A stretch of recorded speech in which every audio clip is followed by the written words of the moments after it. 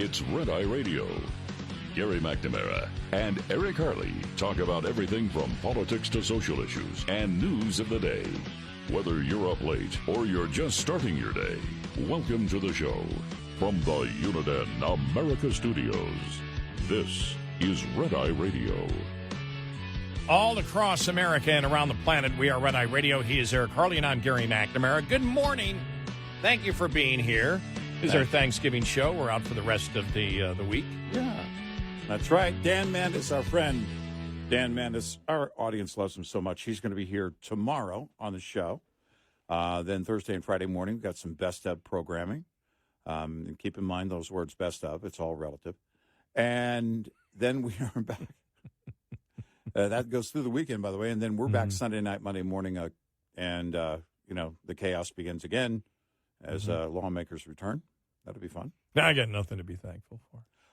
I got nothing to be thankful for. Let's go around the table and issue complaints. This would be kind of like a Thanksgiving version of Festivus. Wow. Huh? I just thought about this. Wow. Right? I like that, the Thanksgiving version of Festivus. Yeah. The Thanksgiving. Where you invite the entire family and all the kids coming back from Yale and Harvard to discuss the situation in Israel. It's going to be a while. By the way, we'll just have to record the game or something because it's going to be a while. I did like that story. Some points to make. Did like that story earlier this week. That we read. Well, what if you got nothing to be thankful for? Are you kidding me? Life. Yeah. Life. Breathing. Breathing. Life. I mean, it's great. I don't have to go far. People say, well, country's all going to hell. It's always been going to hell. We're doomed. There's no doubt. We've always been on the highway to hell. We're doomed. Isn't it great? we're all going to die. I love that. I'm a complete pessimist. That's what I love about aging. It's like I feel like we're on this, bullet train that's got basically the track ends on a cliff, and we're just a couple old guys just sitting there reading or whatever, and everybody's screaming. We're going, calm down. Yeah, we're doomed, but it's fine. I read an article sometime back about, there's two types of people. There may be more than two types, but those that are grateful for what they have, they may want more, but they're grateful for the small things. They're grateful about everything. Yeah. And the people that aren't grateful but are entitled. And if you're entitled, you're never happy. Yeah. If you have the entitlement mentality that you're owed something. And there are the people that believe that, and then there are people that are grateful. And I'm being serious. I'm grateful for life. Mm-hmm. Forget about anything else. I'm grateful for life. Well, at your age, Yeah, exactly.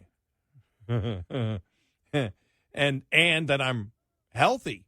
Yeah. That's huge. Yeah. I'm grateful, therefore thankful that I've got the job that I have. Yeah. Sure. You and I have talked about the fact of in the summer of 2020 was the most that we've ever seen in our society of the liberal blue wave of intimidation going after corporations, sports leagues successfully, and have them repeat a lie over and over and over again. Right. And I felt it like I have never felt it before in my, we're into the 35th year of talk radio now, just past 34.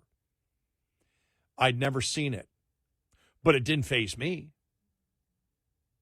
I wasn't going to stop talking about what I believed. I wasn't going to stop talking about the truth. And whatever the consequences, whatever. I'm going to tell the truth. And I work for a company that backed us up on everything. Mm-hmm. I still can't believe that I've had this many companies say, "Who are you?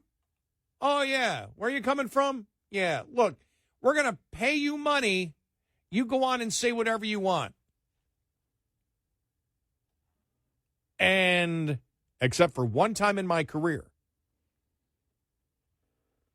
and I didn't pay attention to it. One guy, one time in my career, I've really never, ever been told to say something different than what I believed.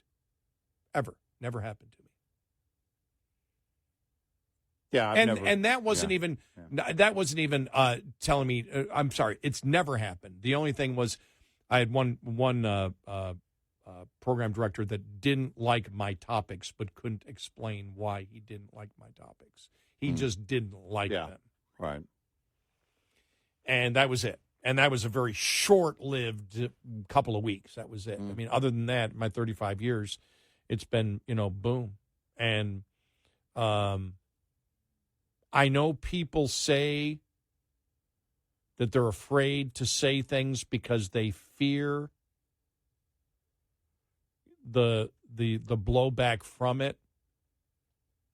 I've never felt that way. No.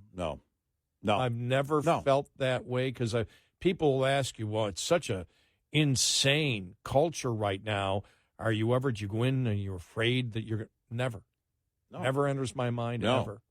If it does, it's time to quit. Well, yeah, because something would be wrong. I feel a greater responsibility the more chaos that there is, because we are afforded 5 hours here to break down ideas and break down assessment of what's going on. And that's, to me, imperative to demonstrating exactly where our nation is. And I've said it before. I said it earlier on the show.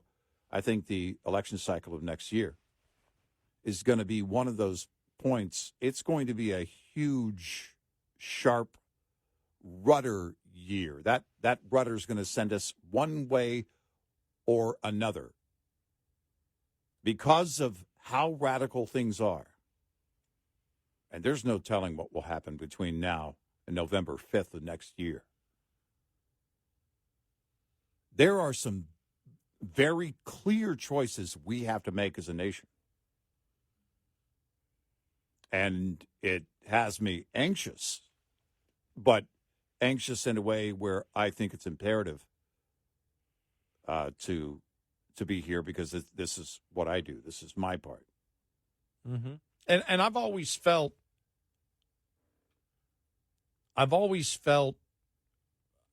a responsibility and obligation for those who have sacrificed to give me this freedom of speech. Because nothing is free. Anything you do. Who was I talking to the other day? What was I doing? Oh, I was golfing.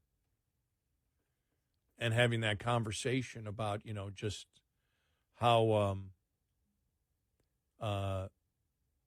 people just believe. There was a charity collecting, and they're there a couple times a year collecting for the it's the Heroes Movement that raises money because there's so many suicides for soldiers. Yeah. And I've gotten to know some of the people that are there because they're always at the 10th tee at the course that I play at. And we had a great conversation about that. How, even because we get into great conversations. I said, even being here on a golf course, being able to do what I want when I want to do it, that was fought for. Yeah. Everything that I do was fought for. So to me, what they went through, for me to ever be, and this is, I'm grateful for all of this. I'm thankful for everybody who came before to give me this opportunity and protected, my right to do this, where I come in every day and I have no fear. Yeah. Even in the insane society, I have no fear because the fear is down so low compared to how grateful and appreciative I am for those that came before and gave the ultimate sacrifice so that I can do this. Yeah, when I say, which is a great point, and when I say this is what I do, And because I think of all of those who have gone to war, my dad a couple of times, my maternal grandfather, and the countless veterans I've talked to, but it was this unbelievable learning experience in talking to one veteran who still today is dealing with PTSD. And, years ago, generations ago, they called it shell-shocked. And past generations didn't talk about, when they came home, they didn't talk about their experience. And now we're learning to a great extent, we're learning why they didn't talk about it, because they didn't know how to talk about it. And we didn't know what they were going through then, and we're learning more about that. And it's still this unbelievable situation, and something that I think has to be solved. And it makes you more grateful and more mindful, because one veteran told me they train us for weeks and weeks and weeks to go over, but they don't train us to come home.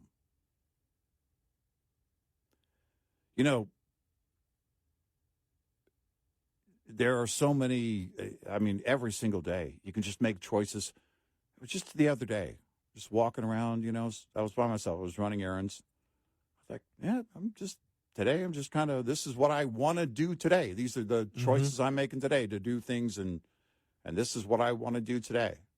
And it's great that I have the ability to make the choice to do that today. And, that article the other day of, well, what if you have nothing? Then maybe you need to go back. Maybe you need to step back. And maybe there are other things you need to explore, other considerations you need to have for where you are and what you have. I just don't know how you have it and don't see it. We see it from people that come here from other nations, and they're one gentleman I met, and he had just become a citizen a month earlier. He said, I worked so hard to get that done. So hard to get that done. And he was so eager. And, it's a different mindset than, I don't know if I have anything to be thankful for. And then you see someone going through other things that, they might be battling an illness. They might be have suffered a great loss of a loved one. And then they're going through that and dealing with that and still trying to stay positive, still trying to, work through something like that, and also still able to express gratitude.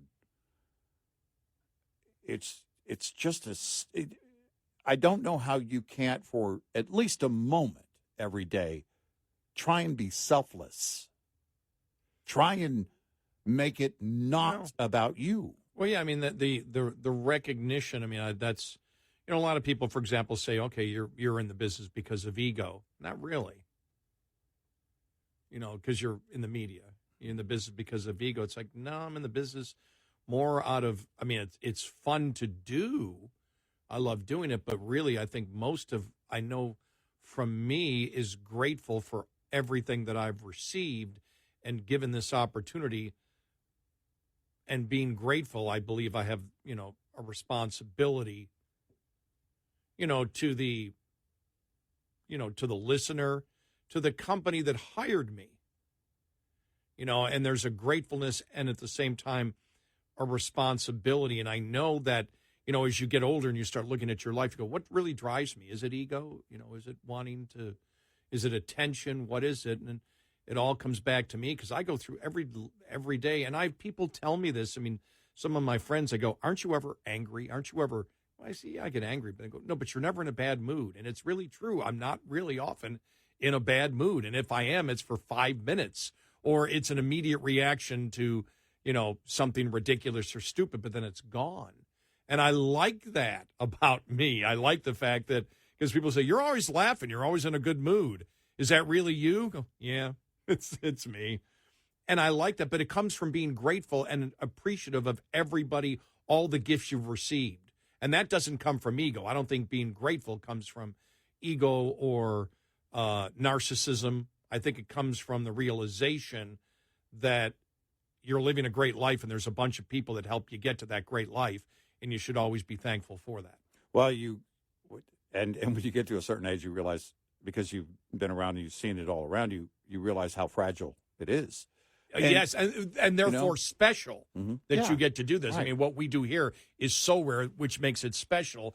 And so there's always, and I think you and I think the same way on this every single, and we talk about it probably off the air, just how excited we are to get on and do it every single day, that it isn't like a monotonous thing. It's not like, oh, Jesus, what show is this? 40,322. Let's get through it. Okay, guys, let's just get through it. And it's interesting because I kind of see it as a group effort. Our audience, others that do what we do. No, it's all me. And when I think about, going into the 24 election season and how critical, but also fascinating it's going to be. So many dynamics in play. We won't have enough time. Look, we do 5 hours a night, and that's a long show, but we won't have enough time. But it is, again, and lately, since October 7th especially, I've had some moments of frustration. I'm generally, I'm always trying to make people laugh. I'm always trying to make people laugh. I strive for that, but there have been some frustrating moments because I honestly do believe that we're just at a critical stage. And some disappointing moments when you find out how people really, how people that you might know or in the media that you thought were one way and they're a different way. It's disheartening. And that is disheartening. It's disheartening, but to see that mindset be proudly displayed is, to me, just reprehensible. And it's just sad. It really is. 866-90 Red Eye. This morning's USDA Farm Report is brought to you by House Products. Tested, trusted, guaranteed since 1920. Are you still doing your Thanksgiving meal shopping? If so, you may be pleased to find we're down a little bit from the prior year, 4.5% down from last year by our informal survey, which is gathered from 200-something volunteers in all 50 states going out and checking those prices at their local grocery store. Based on the American Farm Bureau Federation's 2023 edition of its annual survey to determine the cost of a full Thanksgiving meal. Farm Bureau Chief Economist Joby Young says for the centerpiece of the meal, turkey's down a little bit. Avian influenza was hot and heavy last year, and we've moved through some of that, so those prices have fallen. Yet Young cautions despite the year-over-year decline in total Thanksgiving meal cost, food inflation is still reflected in the 2023 survey. It's still up 25% from 2019. The annual Farm Bureau survey looks at the average cost of 20 Thanksgiving meal items for a holiday feast for 10 people. I'm Ron Bain reporting for the U.S. Department of Agriculture in Washington, D.C. This report brought to you by Cenex Fuels and Lubes. We'll be right back with more Red Eye Radio with Eric Harley and Gary McNamara.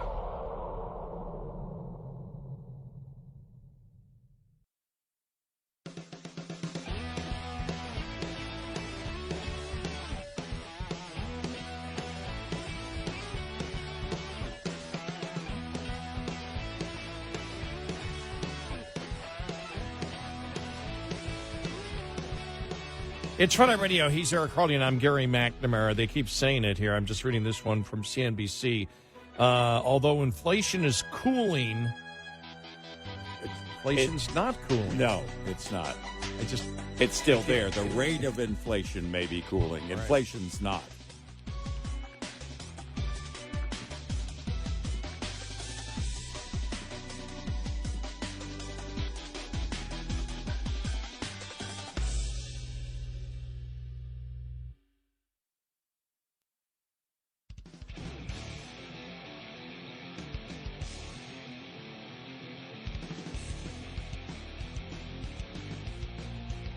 Happy Thanksgiving. Gary McNamara and Eric Harley. Red Eye Radio. And he's Eric Harley, and I'm Gary McNamara. All right. I'm chuckling because I'm starting to get the emails from listeners. Mm-hmm. Yeah. When are you making your banana bread? Yeah, we're waiting. And I'm getting give me the banana bread recipe. Alan, Brian, and I were sitting here with a fork and a plate. You got some banana bread. I did a couple years ago. I love it. I got up to the point, and it's my grandmother's recipe on my mom's side. Yeah. And she used to make it for me, and I can still remember the fights I would have with my brothers and sisters. I wanted the whole loaf. Yeah. She gave it to me. No, you share it with the family. No. But banana bread with butter. No nuts or anything in it, just regular banana bread. Right. And so her recipe I had on a sheet of paper, and when I really didn't make it much until I moved to Texas, and it was probably about 13, 14 years ago. I made one for myself, and it was really good, and then a friend of mine, she had it, and then she requested it, and she and her son would get it. I'd give them 2 loaves. It'd be gone within a day. I said, you know how many carbs and calories are in that? Yeah, right. Yeah. It's bananas, sugar, and flour. Yeah. And then you put butter on it. And then exactly. Then I put butter on it. And me being a type 2 diabetic, now for 7 years. Yeah. You got to watch it. I really have to watch around the holidays. So it was 2019. I made 39 loaves of banana bread. Everybody was getting a banana bread. I was mailing them out to relatives. I went to like an Oprah car giveaway thing, huh? Yeah, and you didn't have to pay the tax on it though. Oh, I wonder if it would be. I don't know. I wonder if that would be considered income now. You got Gary's banana bread. Well, geez, that's worth. You can't put a price on that. That's worth more. I bet Janet Yellen could put a price on that. The 80,000 IRS agents could. Yeah, exactly. Is it over $600? Oh yeah. Okay, you owe the IRS for Gary's banana bread. Yeah. And when it got to the point where the FedEx, where I would drop it off because I was sending them out. Your little banana bread scheme. And the woman, the woman that was, at the counter, she said, so what do you charge for this? And because it's pretty expensive. It looks like a business because you were doing it repeatedly. Yes. Yeah. It was, she thought it was a business. And I said, no, this is all personal. This is not a business. Right. I mean, you're not charging? No, they're getting it for free. Make me one. I made her one. The women at the store, right? That I got the bananas from, the supermarket. Right. Yeah, you're getting so many bananas. The truck driver that brought the bananas from the ports, and then the guys at the ports, and then the guys in the other country where they ship it to the. Well, it kind of took off like that. It was your own banana bread supply chain. But think about how busy. I don't know how I had the time to do it, because I made in 2019, before COVID hit, I made 39 loaves of banana bread. I started the day after the day November 1st. Day after Halloween, I'd start making banana bread, which means I would have ordered I would have gotten the bananas so they can ripe, because you need really ripe bananas for banana bread. It would start in October. And then my house would smell all of ripening bananas. It was like, ugh. And then I put them out in the garage. I mean, I had bunches and bunches of bananas. You know what you do, though, that I found? You want to ripen a banana very quickly? Just take it to work with you. Why does that happen? It can be green when you leave the house. And by lunchtime, it's ripened. And so COVID, really, I got a chance to back off on it. Yeah. Because it was like, okay, nobody's going to. And I made a couple then this year.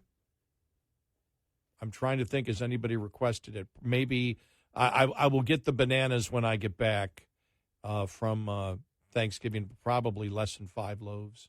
I might make 2 or 3. That's it. So I just didn't have the time. Wasn't doing anything. Any free time, right.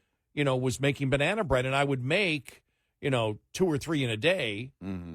Mm-hmm. And, and then you've, got to have the pans for it. You do it. It's a whole production in the oven for an hour. And it's like the timing in my oven is exact for that. I mean, it's got to be like 48 and a half minutes is what you put it in, a 350 in my oven. A little bit more, too dry. A little bit less, too moist. And so this year will just probably be a couple of them.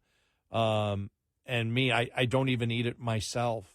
I was, even in 2019, I kept a half loaf for myself and then put it in the, cut it up in slices, put it in the freezer, and then I would have a half each. But something, once you get this, you find out, even now, like I can cheat once a month. I could cheat on my diet, but I find the foods that really have a lot of carbs, because I haven't had them much, I really don't have except for pizza. That's it. Except for pizza, I really don't have. Yeah, I really don't have it anymore. My wife, taste buds for it. Something we haven't talked about over the years is that my wife makes an unbelievable banana bread, passed down again, from her grandparents, the whole thing. And that's kind of, if you think about banana bread, that's it. That's the, and what it is it's kind of, with you moved halfway across the country, but really, I mean, once our grandparents are gone or it's whatever tradition that was there, we try and incorporate a little bit of that. So you're kind of reminiscing about it. And it used to be that, and she also makes something called a pumpkin roll. You'll see the grocery store version of these, and they're not good. But my wife's version of the pumpkin roll is legendary. Now, we have our kids' friends, and our kids are in their 30s. My oldest daughter, in fact, today turns 41, and one of her best friends from high school, on her birthday, wants a pumpkin roll. So she will call my wife and say, okay, Barb, got to have a pumpkin roll. And then show up a couple days later. My daughters do the same thing. So it's that it will start family fights. Back in the day when we would all, go to and have one big Thanksgiving with 50 or 60 people. Mm-hmm. Yeah. She would make 2. I was like, 2? No. We're going to have to make a half dozen at least. And people would fight over it. And I'm the same as you. Now, I've got a wicked sweet tooth. I don't have diabetes, but the more that I am away from it, if I have like a big piece of cake or something, if our bananas go dark and you can't eat them, then she'll just make banana bread right there. She'll just put a loaf in the oven and then take it to work or give it to one of the kids or whatever, or me. And so when I do eat it, it's like I can feel the difference. The older I get, the more I can kind of feel that. Feel the sugar, the sugar and starch. Well, what happened was I did try, okay, let me see if I can make low-carb banana bread. Yeah. And that's almond flour, right? Or... I didn't use the almond flour. I used this other flour that was real, that looked more like real flour. Right. Okay. And they said you could, and I used that and stevia instead of, that was the name of it, the stevia? Yeah, stevia, yeah. And it's not the same. It's not the same. We've used stevia on things, and it's like, it doesn't bake well with something. Well, with actually, most things. it does because I found something else that I can eat, and that's my low-carb pumpkin pie. And you use stevia for that. Uses stevia? And okay. it's the best pumpkin.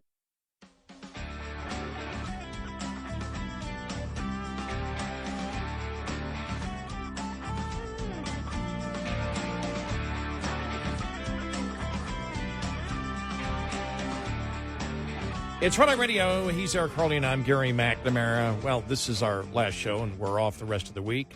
Want to wish everybody just a wonderful, wonderful Thanksgiving. Hope you get to, hope you either get to be with family or don't get to be with family, depending on the situation. We No, I'm just kidding, hope I'm kidding. it's a happy and peaceful Thanksgiving Yes. wherever you may be. See, there's the inside story right there on why we would always in radio and still do those cheesy kind of greetings. We hope it's a happy and safe and peaceful Thanksgiving wherever you may be. See, that's radio code for listen. If you want to be with your family and you're there and you're happy about it, good. If you don't and you're alone, but you're still happy, also good. No, it's, I'm eternally grateful. Going to see my siblings at my mom and dad's house. We'll be here on Thanksgiving, but driving up the road a couple hours Friday, and we're going to hang out and with in-laws and my folks. And you're shuffling off to Buffalo here this evening, and then. Yeah, my flight flying doesn't out. leave till like 7:30. Yeah. So it's late getting in, but I Right. figure the crowds aren't going to be that bad. You know, when I that's get into Buffalo something 11:30, there's not a lot of flights coming in. The rent-a-car place won't be crazy. Right. It also won't be staffed. But that's what I'm always worried about. Oh, man, are they going to... Well, no, I'm actually worried about it because if I go in and they're not staffed and they're closed, I have to get an Uber to my dad's house and come back the next morning and pick up the car. Oh, that's right. And then figure Well, out the discount I get because they weren't there. Hopefully they're staffed. Oh, I've already had that in my mind. What happens and, what's Yeah. the scenario in that case? But we hope that you have safe travels. Yes, we do. And we hope you have a happy and peaceful Thanksgiving, Gary. Yes. No, we know you're going to have a great time. Yep. Our best to your dad. Happy Thanksgiving to you and your family. And we will talk to you folks Sunday night, Monday morning. Dan Mandis tomorrow on the show.